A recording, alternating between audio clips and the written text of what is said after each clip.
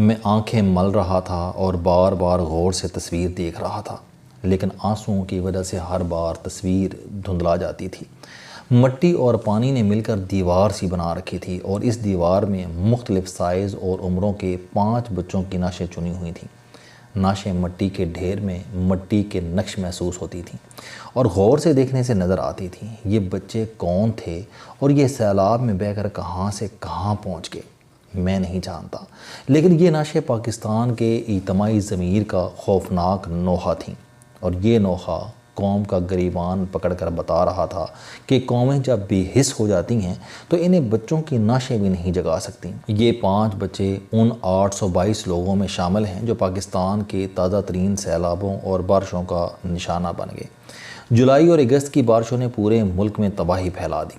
بلوچستان میں 30 برسوں کے ڈیٹا کے مطابق 370% زیادہ بارشیں ہوں اور سندھ میں 400%، جبکہ پورا جنوبی پنجاب اور آدھا کے پی کے گلگت بلتستان اور کشمیر اس وقت پانی میں ڈوبا ہوا ہے۔ جھیلیں پھٹ رہی ہیں، ڈیم ٹوٹ رہے ہیں اور پوری بستیاں بہہ کر سینکڑوں میل دور جا پڑی ہیں۔ سندھ میں 231 لوگ، بلوچستان میں 225، کے پی کے میں 166، پنجاب میں 151، گلگت بلتستان میں 9 اور آزاد کشمیر میں 37 لوگ جان بحق ہو چکے ہیں۔ بلوچستان کا 95% حصہ پانی میں ڈوبا ہوا ہے۔ 1.5 لاکھ مکان، فیکٹریاں اور شاپنگ ایریا زمین بوس ہیں۔ گاڑیاں پانی میں پھنس گئی ہیں اور فصلیں اور باغ مکمل طور پر ختم ہو گئے ہیں۔ ضلعی انتظامیہ اور پولیس فورس تک غائب ہے، جبکہ متاثرین صاف پانی اور خوراک کو ترس رہے ہیں۔ خیمے لگانے کے لیے بھی جگہ نہیں بچی۔ سندھ کی رابطہ سڑکیں ٹوٹ چکی ہیں۔ سندھ اور بلوچستان کا رابطہ منقطع ہو چکا ہے۔ بلوچستان کے 21 ڈیم ٹوٹ گئے ہیں، 129 رابطہ پل بھی ٹوٹ گئے ہیں اور پورے اضلاع کی فصلیں اور کھیت ختم ہو گئے ہیں، اور لوگ اس وقت کھلے آسمان کے نیچے زندگی گزارنے پر مجبور ہیں۔ لیکن یہاں وفاق میں کیا ہو رہا ہے؟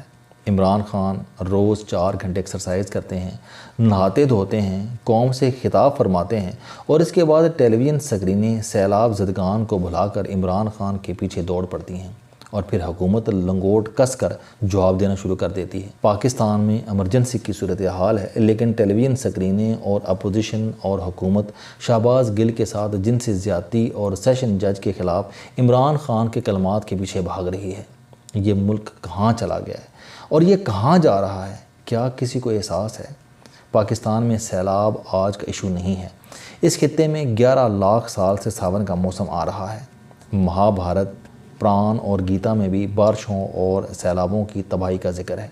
سینٹرل ایشیا سے 10,000 سال سے تاب آزما ہندوستان میں آ رہے ہیں، لیکن یہ بھی جولائی کا مہینہ شروع ہوتے ہی مونسون سے قبل بھارت سے نکل جاتے تھے۔ آپ نے کبھی سوچا محمود غزنوی نے ہندوستان میں 17 حملے کیوں کیے؟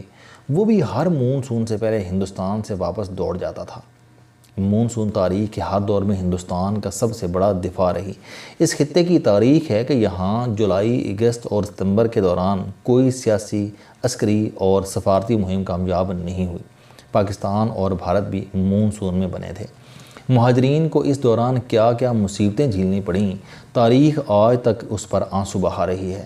لہٰذا بارش کی مصیبت اگر اچانک آئے تو یہ شاید واقعی مسئلہ ہو، لیکن یہ عذاب اگر ہزاروں لاکھوں سالوں سے آ رہا ہے تو پھر سوال پیدا ہوتا ہے کہ ہم نے اب تک اس کے تدارک کے لیے کیا کیا؟ ہماری تیاریاں اور بندوبست کہاں ہیں؟ دنیا بھر کے لوگ اکتوبر کے مہینے میں رضائیاں اور سویٹر نکال کر سردیوں کی تیاری کر لیتے ہیں، اور مارچ شروع ہوتے ہی گرم کپڑے الماریوں میں پیک کر دیتے ہیں اور ہلکے لباس نکال لیتے ہیں۔ لیکن ہم جس خطے میں رہ رہے ہیں وہاں ہر سال سیلاب آتا ہے، اور ہم اس سیلاب کے لیے کیا کوئی تیاری کرتے ہیں؟ کیا ہم بارش سے پہلے اپنے پرنالے، پائپ، نالیاں، گٹر، جوہڑ، ندیاں، جھیلیں اور ڈیم چیک کرتے ہیں؟ کیا پاکستان میں کوئی ایسا ادارہ موجود ہے جو پورے ملک کی آبی گزرگاہوں کا ڈیٹا جمع کرتا ہو اور جو لوگوں کو سیلاب سے پہلے گزرگاہوں سے دور ہٹنے اور اپنے مال مویشی بلند جگہوں پر لے جانے کا حکم دیتا ہو، اور جس نے آج تک لوگوں کو آبی گزرگاہوں پر مکان، ڈیرے اور باڑے بنانے سے روکا ہو، یا دریاؤں اور نہروں کے کناروں پر فصلیں اگانے پر پابندی لگائی ہو، کہ جس نے حکومت اور پرائیویٹ سیکٹر کو پانی کا بہاؤ روکنے سے منع کیا ہو؟ دوسرا کیا ہم نے آج تک سیلاب زدگان کی مدد کے لیے کوئی ٹھوس سسٹم بنایا؟ ملک میں ہر سال سیلاب آتا ہے اور قوم گھبرا کر NDMA کی طرف دیکھنے لگتی ہے اور NDMA فوج سے مدد مانگتی رہتی ہے۔ کیا یہ ہے ہمارا بندوبست؟ آپ نے کبھی اپنے آپ کو دوسری قوموں کے ساتھ جوڑ کر دیکھا؟ روس اور یوکرائن کی جنگ کی وجہ سے یورپ میں بجلی، پیٹرول اور گیس کا بحران پیدا ہو رہا ہے۔ جرمنی کا خیال ہے کہ ہمیں شاید سردیوں میں ملک میں بلیک آؤٹ کرنا پڑ جائے، لہٰذا حکومت نے آج سے ہی قوم کو تیار کرنا شروع کر دیا ہے۔ یہ sports stadiums, hostels, railway stations اور ملک بھر کے تمام گیسٹ ہاؤسز اور ہوٹلوں کا جائزہ لے رہی ہے، اور یہ ان میں ہیٹنگ کے اجتماعی سسٹم بھی لگا رہی ہے تاکہ لوگ بڑھ جائیں تو انہیں بلیک آؤٹ کے دوران اکاموڈیٹ کیا جا سکے، انہیں سردی سے بچایا جا سکے۔ فرانس، برطانیہ اور اٹلی بھی اس قسم کے بندوبست کر رہا ہے۔ اللہ کے رحم سے میں نے آدھی دنیا دیکھی ہے۔ دنیا بھر میں لوگ برف اور گرمی سے پہلے بندوبست کرتے ہیں، حکومتیں عوام کے لیے آگاہی مہم چلاتی ہیں اور ساری سرکاری مشینری کو ایکٹیو کر کے ڈرل کرتی ہیں۔ امریکہ میں ہر سال طوفان آتے ہیں، حکومت ہر طوفان سے قبل اس کا نام رکھتی ہے اور اس کا نام لے کر عوام کو اس کے بارے میں انفارمیشن دیتی ہے تاکہ عوام طوفان سے پہلے تیاری کر لیں۔ کترینا ہو یا ریٹا ہو یا پھر ڈیلٹا ہو یا ایلینیا ہو یا ویلما یا لورا ہو، یہ سب طوفانوں کے نام ہیں۔ امریکہ ایسا کیوں کرتا ہے؟ کیونکہ ہم انسانوں کی نفسیات ہے، ہم جب کسی آفت کا نام رکھ دیتے ہیں تو ہمارا خوف کم اور مصیبت سے لڑنے کا حوصلہ بڑھ جاتا ہے۔ چنانچہ یہ لوگ آفت سے پہلے اس کا نام رکھ کر قوم کو تیار کر لیتے ہیں۔ ہم ایسا کیوں نہیں کرتے؟ ہم اگر میزائلوں کے نام رکھ سکتے ہیں تو آفتوں کو نام کیوں نہیں دیتے؟ میری حکومت سے درخواست ہے کہ آپ مہربانی فرما کر کم از کم سیلابوں سے نپٹنے کا سسٹم تو بنا دیں۔ ہم مارچ میں بارشوں اور سیلابوں کی وارننگ جاری کرنا شروع کریں۔ ضلعی انتظامیہ آبی گزرگاہوں کا جائزہ لے اور جہاں جہاں رکاوٹ نظر آئے یہ اسے ہٹا دیں۔ لوگوں کو محفوظ ٹھکانوں کے بارے میں بھی بتا دیا جائے اور فوڈ سپلائی کا سسٹم بھی بنا دیا جائے۔ ہم نے اگر نالے کھلے اور لمبے کرنے ہیں تو پھر ایک ہی بار کر دیں۔ سیلابی بہاؤ پر جھیلیں، جوہڑ اور نالے بناتے چلے جائیں تاکہ جب پانی آئے تو یہ سینکڑوں نالوں، جوہڑوں اور جھیلوں میں تقسیم ہو جائے اور یوں اس کی تندی ختم ہو جائے۔ امریکہ میں ہر رہائشی بلاک کے لیے بارشی پانی کا ذخیرہ بنانا لازمی ہے۔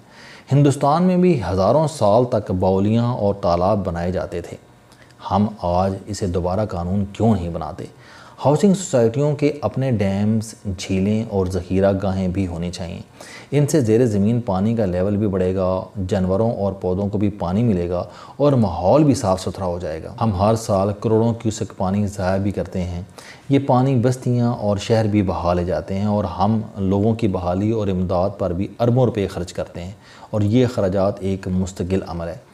ہم اگر ایک ہی بار چھوٹے چھوٹے ڈیمز، نالے اور جھیلیں بنا دیں تو ہم عوامی نقصان اور ہر سال کے خرچے دونوں سے بچ جائیں گے۔ آپ مہربانی فرما کر ایمرجنسی، ریلیف اور بحالی کو بچوں کے سلیبس میں شامل کر دیں۔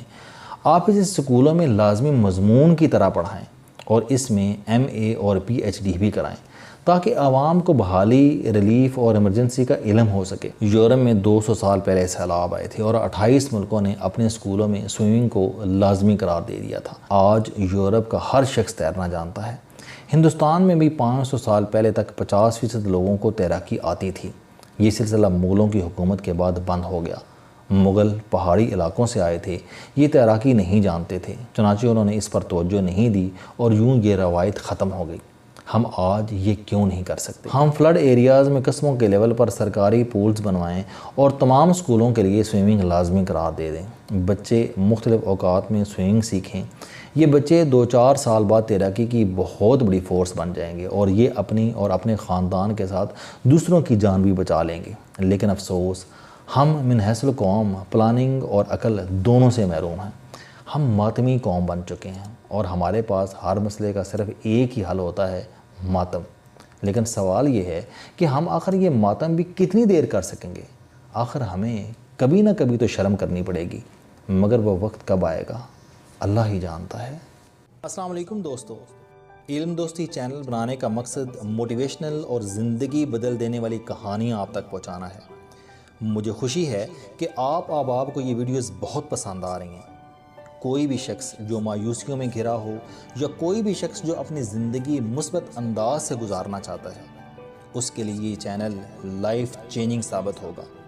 میرا دعویٰ ہے کہ کوئی بھی شخص اگر اس چینل کی ویڈیوز دیکھ اور سن لے گا تو اس کی زندگی بدل جائے گی۔